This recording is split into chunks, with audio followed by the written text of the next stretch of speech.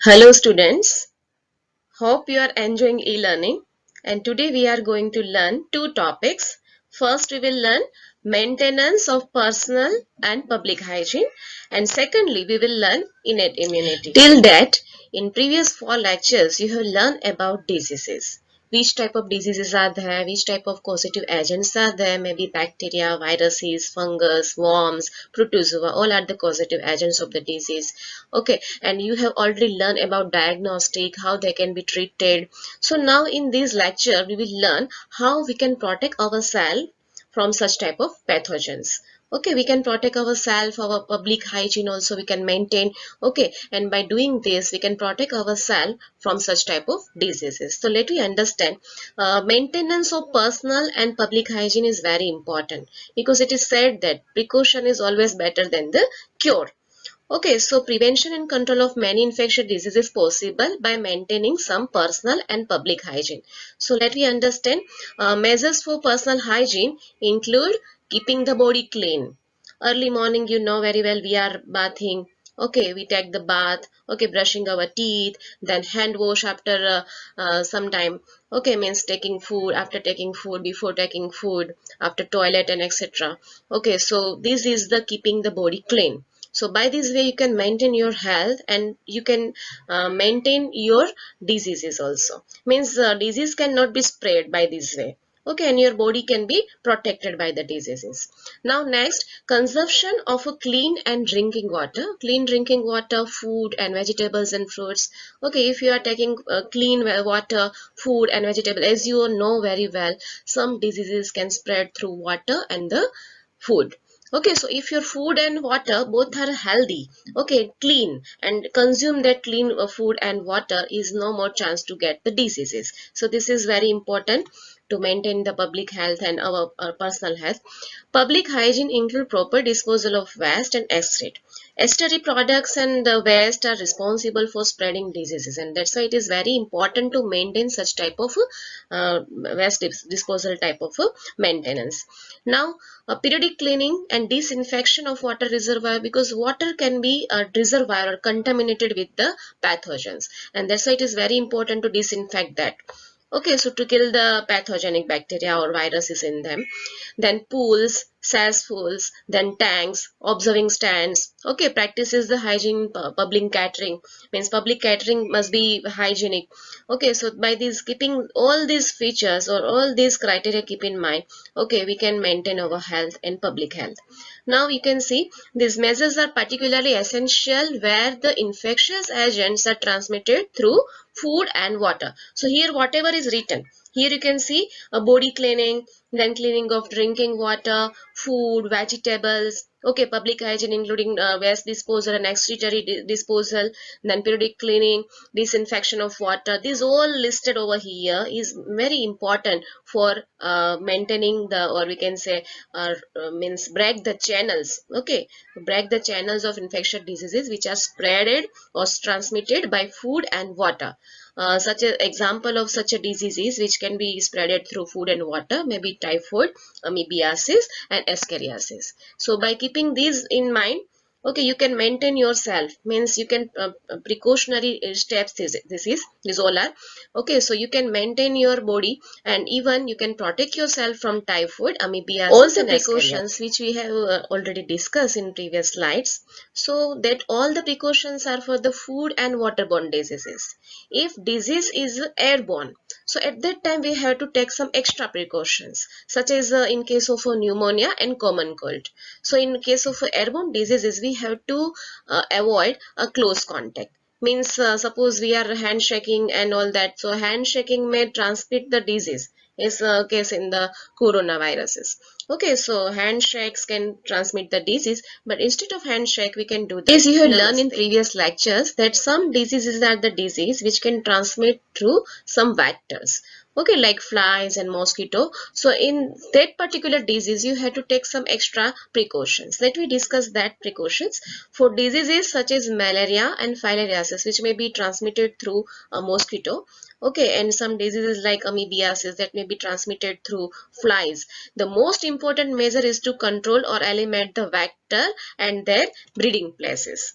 Okay, maybe breeding places, maybe stagnant water. You can see here these stagnant waters are filled in which mosquito maybe keep their eggs. Okay, so mosquito may keep their eggs inside that stagnant water, and that time they will develop into a fully adult mosquito, and they may be responsible for spreading the disease. So we have to avoid such a stagnant water, and sometime cleaning of a household coolers, because coolers are also found to be a means very importantly spreading in the disease, means especially egg of the mosquito can be developed in such a acids, okay, in air coolers, and that's why they are also must be precautionary taken, means precautions must be taken, and we have to clean the acids frequently. Okay, mosquito nets are also important. They can protect ourselves from the mosquito. Okay, then introducing fishes like gambusia. As you know very well, gambusia fish can fed on the mosquito larva, and they will eat all the mosquito larva in the water. And by using this type of fish, you can avoid any type of mosquito related spreading. So gambusia is very important. Then spraying of insecticide in the ditches and drainage, all the places where water, open water body is there. So you can avoid egg production or egg related development of the mosquito. Then in addition to doors and windows should be provided with wire mesh, from the windows and doors, mosquito can come inside the home. And if your windows and doors are protected with this wire mesh, the mosquito cannot enter in your home. So by this way, you can protect yourself from the mosquito. Such precaution have become all the most means more important, especially in the light of recent widespread, means nearly we have faced the spreading of dengue and chikungunya, means dengue and chikungunya which is spreaded through a vector borne disease, that is Aedes aegypti mosquito, that is Aedes aegypti mosquito. So by Aedes aegypti mosquito, it can be, means dengue and chikungunya can be spreaded. So this may be very important features, means these all the precautions are very important to protect ourselves from such diseases which are spread through insect vectors. Developing science, and that's why by using such advancement, some researches in biological sciences, we have armed with the effectively deal with the many infectious diseases. So we can easily deal with these infectious diseases. The use of vaccine and immunization program have enabled us to completely eradicate a deadly disease like smallpox in past. Okay, a large number of other infectious diseases like polio, diphtheria, pneumonia, tetanus have been controlled to a large extent by the use of vaccines. So nowadays we are very much powerful to fight with this such disease, fight with the pathogens. Biotechnology, which we will learn in chapter number 11 and 12 in 12 science, then biotechnology is also verged to making available newer and safer vaccines. Okay, that is also very much improving science. Then discovery of antibiotics and various other drugs has also enabled us to effectively treat the infectious disease. So discovery of antibiotic is a boon for the this type of diseases. Okay, so we can easily protect ourselves by using antibiotic, or even we can treat ourselves by using antibiotic from very much harsh diseases. Up to this, whatever we have learned is all about precautions, what we can do for protecting ourselves from harmful diseases. But now we will discuss one natural phenomena which already present in our body, that is a naturally fight against the pathogen. Okay, and that is called innate immunity, or broadly it is called immunity. Okay, so let me understand what is the immunity. Every day we are exposed to the large number of infectious diseases. Every day in our atmosphere there are so many bacteria, maybe viruses, maybe fungus, so many pathogens are present in our environment. However, only few of these exposure result in the disease, means all the time we don't get the disease. Okay, because our body have its own powerful mechanism to fight against such a pathogen. So all the time when we expose to the bacteria, expose to the viruses, that doesn't mean we will get the diseases, because our own immune system will fight against that. And when that immune system fail to fight, at that time only we get the diseases. Okay, and that ability to fight against pathogen is called immunity. That is a natural phenomenon, natural ability found in human body is able to defend itself from most of these foreign particles, foreign agents. Okay, these overall ability of the host to fight the disease causing organism, that is called pathogen, conferred by the immune system, is called immunity. So for the immunity we have an immune system, just like a respiratory system, just like a digestive system, we have our immunity system or immune system, which will protect us from the foreign particles like pathogens. Okay, so they will fight in between, and that's why we have rare chances to get the disease.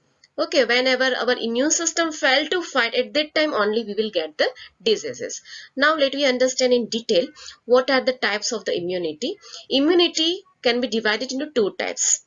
Okay, immunity in any person which are born are having a two type of immunity. First is the innate immunity, which we get from the birth. Okay, by birth we will get that. Then second one is acquired, which we will develop after birth. Okay, so two type of immunity is there, innate immunity and acquired immunity. So in today's lecture we will discuss only about innate immunity. So let me understand about innate immunity. What is innate immunity? Innate immunity is a non-specific. The word it is given non-specific. That means any harmful pathogen enters in our body, they will react. Means innate immunity will react same. Okay, means they have no specificity for each diseases or each pathogens. So non-specific type of defense, that is present in at the time of the birth. Means from birth we have it is.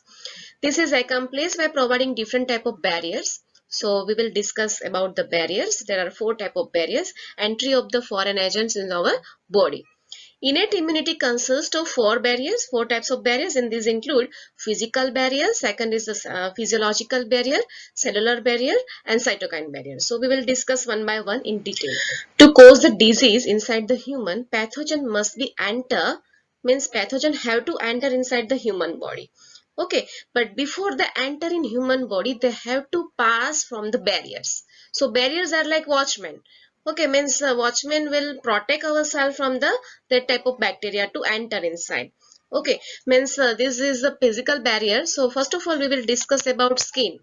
So skin is our largest organ which included into as a physical barrier. So skin will be protect ourselves from the entry of the any pathogen.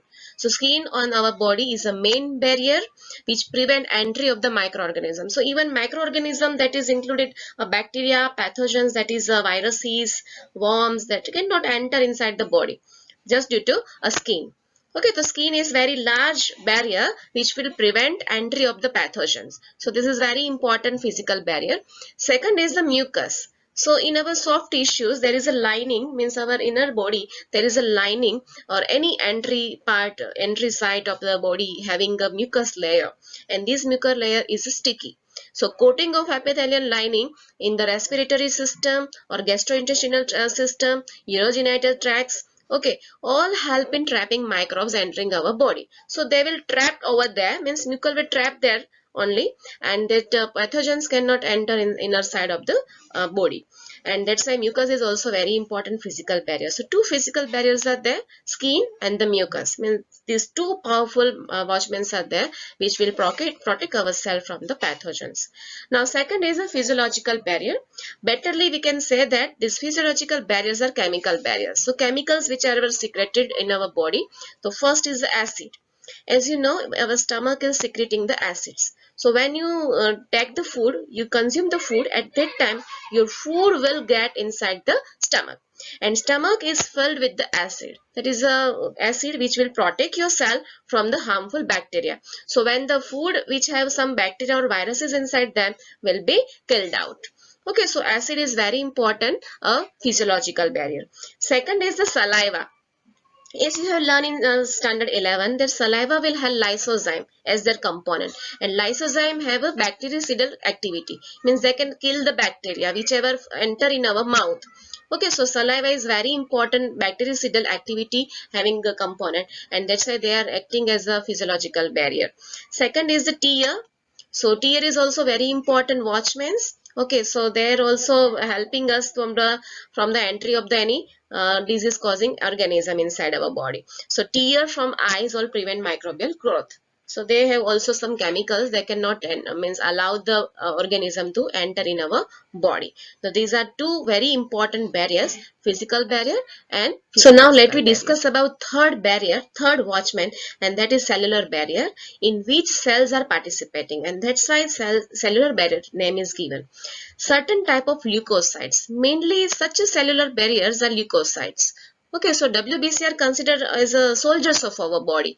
So certain types of leukocytes of our body, like polymorphonuclear leukocyte, that is called PMNL, then monocytes, then nature killer cell, that is also called NK cells. In our blood and in our tissues, there is a macrophage. These all type of WBC are very important soldiers of our body, and that are participants of a cellular barrier.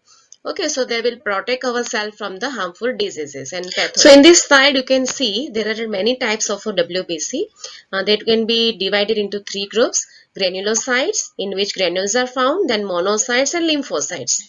So these all are the fighting agents, means cellular barriers, which will fight against the harmful pathogen. And these all type of WBC have its own significant and specific function. Okay, so granulocyte may include a neutrophil, basophil, and eosinophil. Then monocyte are the largest, we can say largest sized WBC, and then can be two type: macrophages and dendritic cells.